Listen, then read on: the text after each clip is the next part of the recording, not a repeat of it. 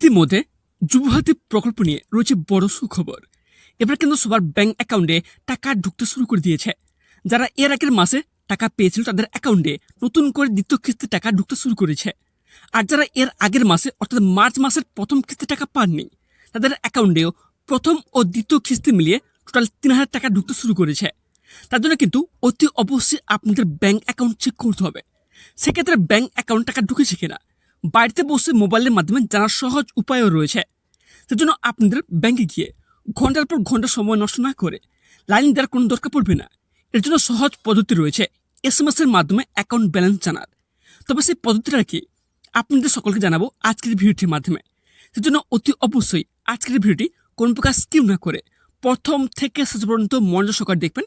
এবং তার সাথে আপনার যদি আমার এই চ্যানেলটিতে প্রথমবার হয়ে থাকেন তাহলে চ্যানেলটিকে সাবস্ক্রাইব করে পাশ থেকে বেল আইকনটি অন করে রাখবেন এবং সবাইকে ভিডিওটি বেশি বেশি করে শেয়ার করে দেবেন যাতে সবাই জানতে পারে। প্রথমে আপনাদের বলে কি, আপনারা অনলাইন কিংবা অফলাইনে অ্যাপ্লিকেশন করার সময় আপনারা যারা অ্যাক্সিস ব্যাংক অ্যাকাউন্ট দিয়েছিলেন সেক্ষেত্রে আপনাদের কি করতে হবে। সেক্ষেত্রে আপনারা 9951860002 এই নাম্বারে কিন্তু একটি SMS পাঠাতে হবে। তবে কি লিখতে হবে, সেকেন্ডে আপনারা ক্যাপিটাল লিখবেন BAL, এটা লিখে আপনারা কিন্তু সেন্ড করবেন। সেন্ড করার পরে কিন্তু আপনাদের ব্যাংক ব্যালেন্স কিন্তু আপনারা জানতে পারবেন। এছাড়া আপনারা একটি কাজ করতে পারেন, আপনারা কল করতে পারেন। তবে সেই নাম্বারটি হলো 1800419595, ঠিক আছে? এই নাম্বারে আপনারা কল করতে পারেন। এছাড়াও আপনারা যারা বরোদা ব্যাংক দিয়েছিলেন সেক্ষেত্রে আপনারা কী করবেন, সেক্ষেত্রে আপনার মেসেজ বক্সে যাবেন। সেক্ষেত্রে আপনারা 8422009988 নাম্বারে আপনারা কিন্তু ক্যাপিটালে MINI লিখবেন, তারপর স্পেস দেবেন, তারপর আপনার অ্যাকাউন্টের লাস্ট 4টি সংখ্যা দেবেন, লিখে আপনারা সেন্ড করবেন। সেন্ড করার পরে কিন্তু আপনাদের ব্যাংক ব্যালেন্সের SMS আপনারা পেয়ে যাবেন। এছাড়াও আপনাদের বলে কি, আপনার যারা ব্যাংক অফ ইন্ডিয়ার যে অ্যাকাউন্ট দিয়েছিলেন সেক্ষেত্রে আপনারা কী করবেন, সেক্ষেত্রে আপনারা একটা কাজ করতে পারেন। সেক্ষেত্রে আপনারা 09015135135 নাম্বারে কল করতে পারেন। এছাড়াও আপনারা একটি কাজ করতে পারেন, আপনারা 9810558585 নাম্বারে আপনারা SMS লিখতে পারেন। তবে কি লিখবেন, BAL, এটা লিখে আপনারা সেন্ড করবেন। তারপরে আপনারা ব্যাংক ব্যালেন্স জানতে পারবেন। এছাড়াও আপনারা অ্যাপ্লিকেশন করার সময় যারা কানাড়া ব্যাংকের দিয়েছিলেন সেক্ষেত্রে আপনারা কী করবেন, সেক্ষেত্রে আপনারা 560706 এই নাম্বারে ক্যাপিটাল লিখবেন CANBAL, এটা লিখে আপনারা সেন্ড করবেন। তারপরে আপনারা কিন্তু ব্যাংক ব্যালেন্সের SMS পেয়ে যাবেন। এছাড়াও আপনাদের বলে রাখি, যারা যারা সেন্ট্রাল ব্যাংক অফ ইন্ডিয়া দিয়েছিলেন, ব্যাংক অ্যাকাউন্ট দিয়েছিলেন সেক্ষেত্রে আপনারা কী করবেন, সেক্ষেত্রে আপনারা 9967533228 এই নাম্বারে একটি SMS পাঠাতে হবে। তো কী লিখতে হবে, এখানে ক্যাপিটাল লিখবেন BAL, এটা লিখে আপনারা সেন্ড করবেন।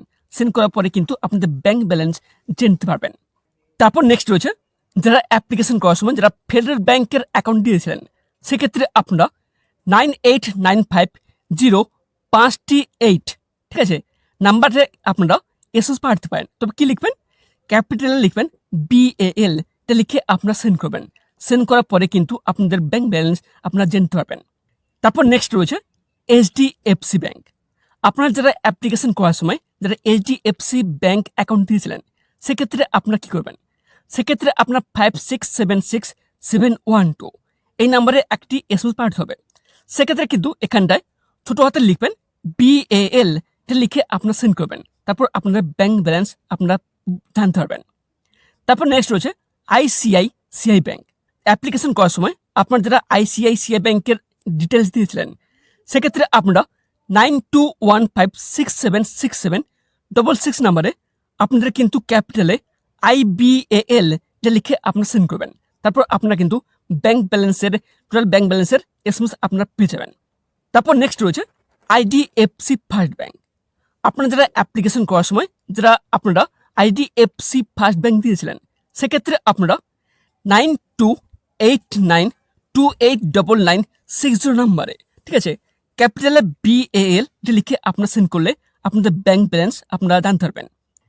তারপর নেক্সট রয়েছে INDUSIND ব্যাংক, ঠিক আছে, যারা যারা অ্যাপ্লিকেশন করার সময় এই ব্যাংক দিয়েছিলেন সেক্ষেত্রে আপনারা 921888999955 নাম্বারে ক্যাপিটালে BAL এটা লিখে আপনারা সেন্ড করবেন। সেন্ড করলে আপনাদের ব্যাংক ব্যালেন্সের কত রয়েছে সেটা আপনারা SMS পেয়ে যাবেন। তারপর নেক্সট রয়েছে কোটাক মহিন্দ্রা ব্যাংক। আপনারা যারা অফলাইন কিংবা অনলাইনে অ্যাপ্লিকেশন করার সময় আপনারা যারা কোটাক মহিন্দ্রা ব্যাংক দিয়েছিলেন সেক্ষেত্রে আপনারা 9971056767 নাম্বারে আপনার ক্যাপিটালে BAL এটা লিখে আপনারা সেন্ড করবেন। তাহলে আপনাদের ব্যাংক ব্যালেন্স আপনারা জানতে পারবেন। তারপর নেক্সট রয়েছে যে পাঞ্জাব ন্যাশনাল ব্যাংক। আপনারা যারা অ্যাপ্লিকেশন করার সময় যারা PNB অর্থাৎ পাঞ্জাব ন্যাশনাল ব্যাংক দিয়েছিলেন সেক্ষেত্রে আপনারা একটি কাজ করতে পারেন। সেক্ষেত্রে আপনারা 9264092640 নাম্বারে ক্যাপিটালে BAL এটা লিখে আপনারা সেন্ড করবেন। সেন্ড করলে কিন্তু আপনাদের ব্যাংক ব্যালেন্স জানতে পারবেন।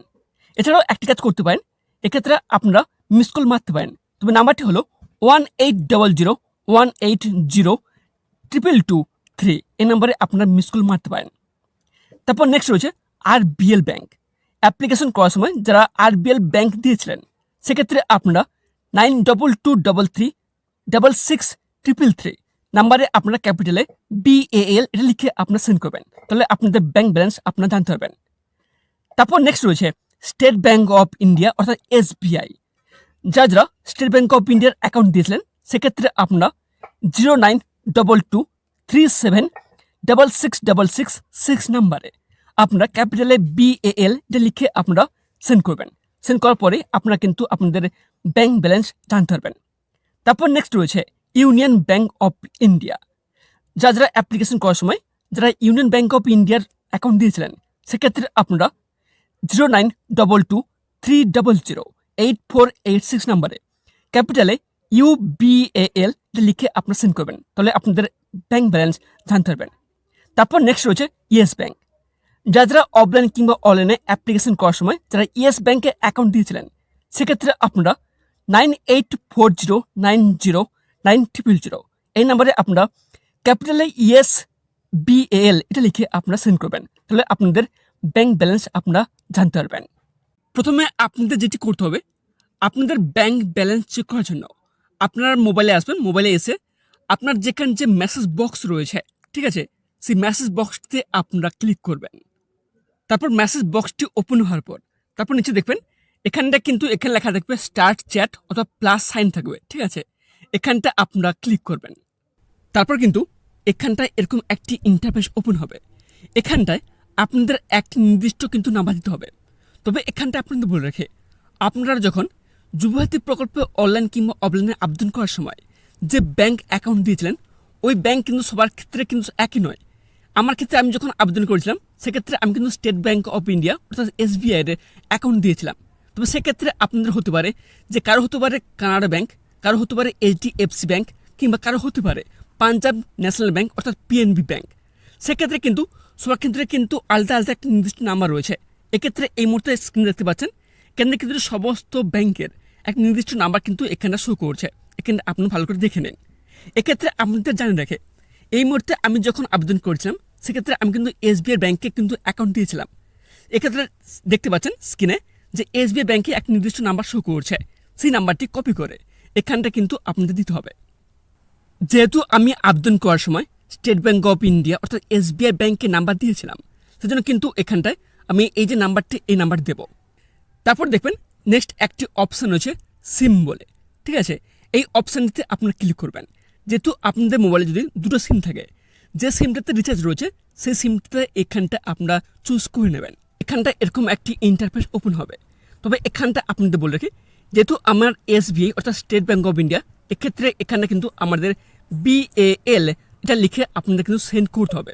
সেন্ড করার পরে মাত্র 1 মিনিটের মধ্যে আপনার ব্যাংক ব্যালেন্স কত রয়েছে তার একটি SMS স্টেটমেন্ট আপনারা কিন্তু আপনাদের মোবাইলে পেয়ে যাবেন।